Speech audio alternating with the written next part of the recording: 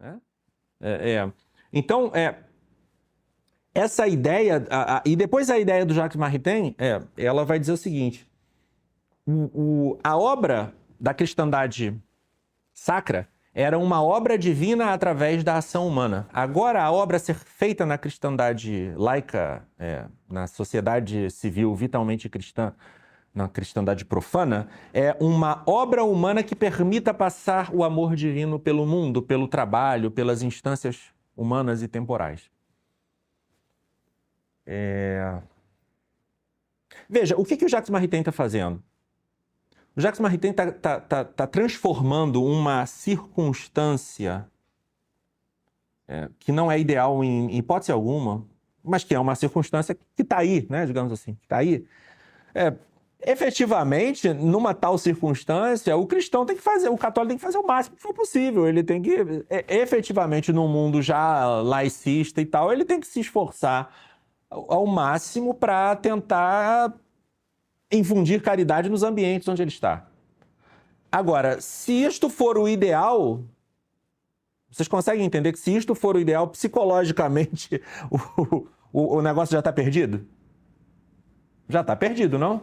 Se isso não for só assim o que a prudência política e ética, moral do momento permite fazer, mas for o ideal, assim, caramba, vamos lutar para ficar nisso. Tem como a Igreja Católica, digamos assim, vencer o mundo? Não, ela já se dobrou ao mundo.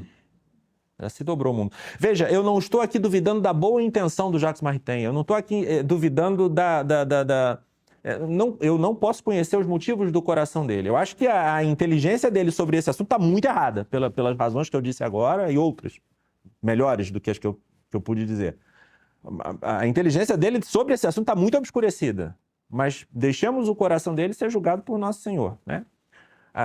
A intenção dele pode ser muito boa e tal, mas transformar essa situação num ideal, como ele chama? Ideal histórico concreto.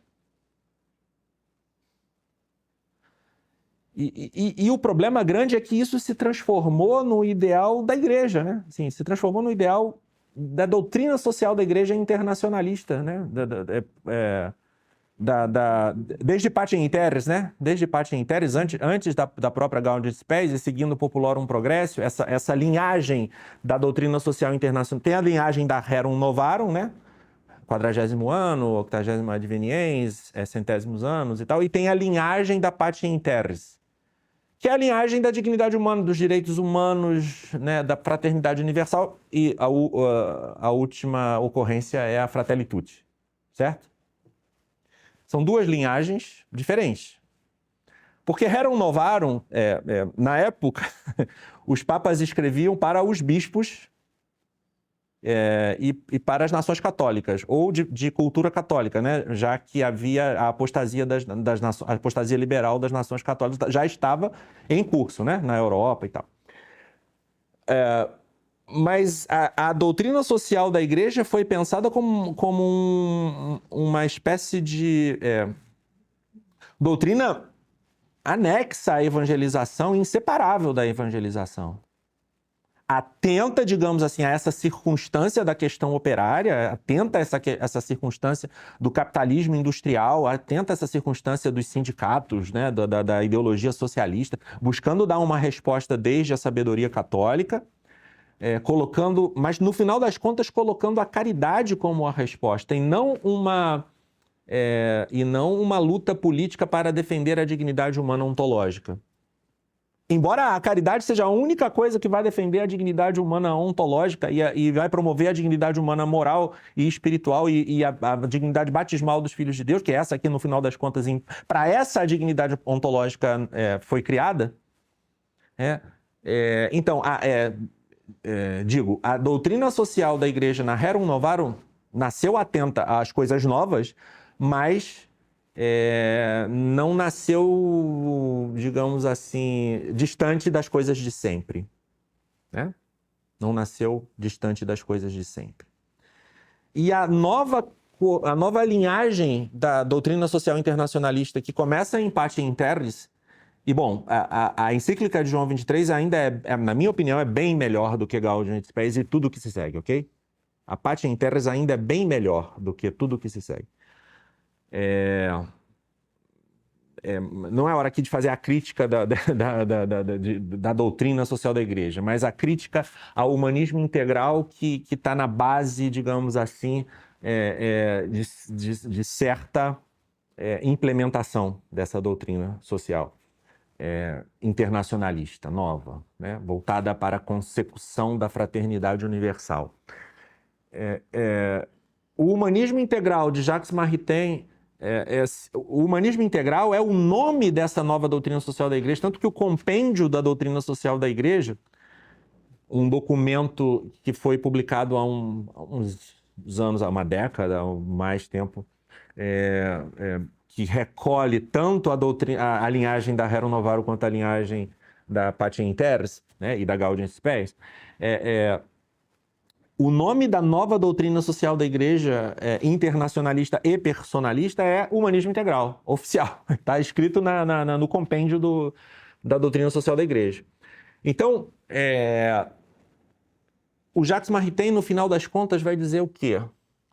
Que esta obra humana da cristandade profana procura trazer o amor de Deus para as realidades temporais. E tem um crítico do Maritain, citado pelo Michael Davis no primeiro tomo da sua trilogia sobre o concílio e a reforma litúrgica, o Louis Sailleron. Ele vai dizer que o Jacques Maritain não prega nenhuma heresia aberta no seu livro Humanismo Integral. Assim, tem muitas coisas ótimas no Jacques Maritain em geral e no livro Humanismo Integral. A pessoa que leu o livro Humanismo Integral fica encantado com vários insights do Jacques Maritain. Ele era efetivamente um homem muito inteligente, brilhante sob certos aspectos. Mas, ao mesmo tempo, essas simpatias que não são só nas entrelinhas explícitas pelo americanismo, né, pela democracia liberal, pelo socialismo e tal. O Louis Sailleron vai dizer que assim, ele tem um espírito marxista, o Jacques Maritain. Embora ele não defenda abertamente o marxismo, ele tem tanta simpatia pelo assunto, pelo treco lá, que se pode dizer que assim, tudo nele é como se ele quisesse aprovar o comunismo. Mas não dessa forma, né? Assim, mas... E isso é pior do que tudo, né? Quando você tem uma doutrina que mescla muitas verdades com brilhantismo, ao mesmo tempo certas ambiguidades e erros implícitos e sutis, com uma boa retórica, e que é de difícil captação pela inteligência média das pessoas, pelos teólogos, pelos bispos, também está difícil hoje em dia de captar essas sutilezas. Você tem o pior de tudo. Porque quando você tem um erro claro, a heresia explícita, é fácil identificar. Jesus não é Deus. Né? Viva a maçonaria. Mas quando você tem... viva o comunismo ateu. Mas quando você tem misturado a verdade católica, a verdade da lei natural, uma série de elementos ambíguos, equívocos, de erros sutis, tanto faz aqui se com boa intenção ou não, né? Porque o descuido teológico e até magisterial com essas coisas é muito triste. É muito triste porque foi por conta dessas ideias que vieram embutidas e vieram de contrabando no humanismo integral marritaniano que houve uma abertura dentro da teologia social ou da teologia política católica para a teologia da libertação socialista, marxista. Essa doutrina social sociocêntrica, né? Não é nem antropocêntrica, mas ela dilui o homem na sociedade, né? Dilui as questões pessoais e existenciais nas questões socioeconômicas, estruturais, né? Coloca o método do marxismo acima de suspeita, como se fosse uma coisa assim absolutamente correta, né? enfim, né?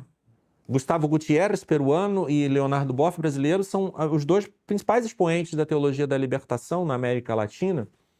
Tem a versão da teologia da libertação argentina, que é a teologia do povo,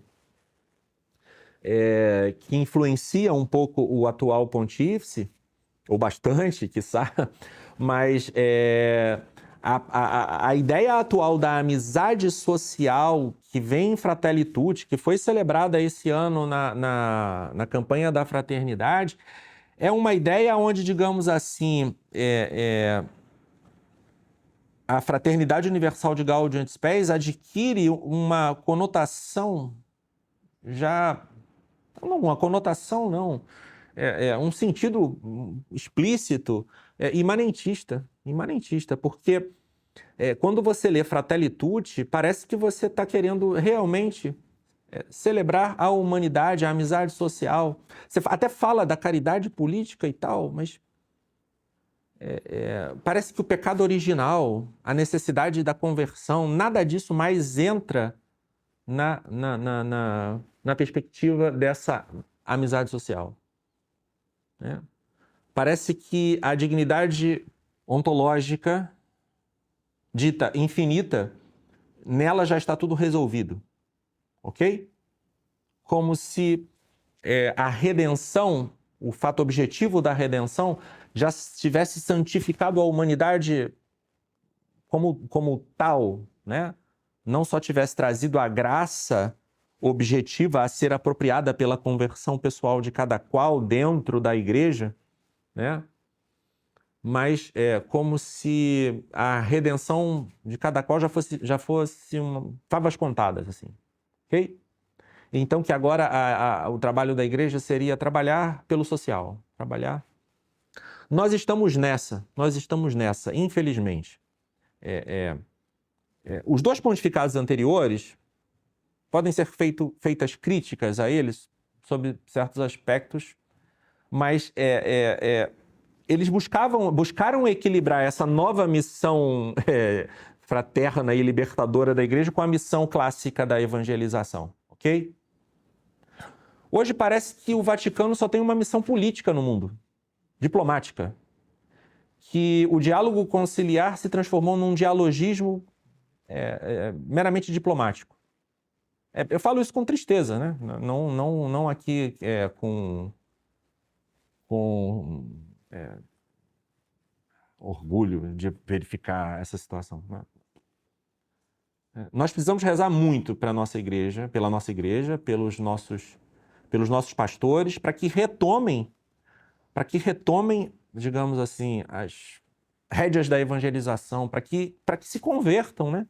Para que se convertam à fé em Cristo. Nós também precisamos rezar por nós, pela nossa própria conversão. É óbvio. Né? Seria uma grande falta de humildade falar, vamos rezar pela conversão dos pastores. Nós também precisamos rezar pela nossa conversão.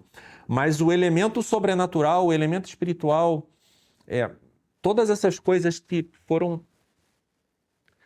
deixadas em segundo plano e às vezes até em último plano pela teologia da libertação, todas essas coisas, todos esses problemas que o descuido teológico do Maritain trouxe através do humanismo integral, que o descuido teológico dos bispos e tal, nós precisamos que a igreja retome de novo o amor por Cristo, o amor por nosso Senhor Jesus Cristo.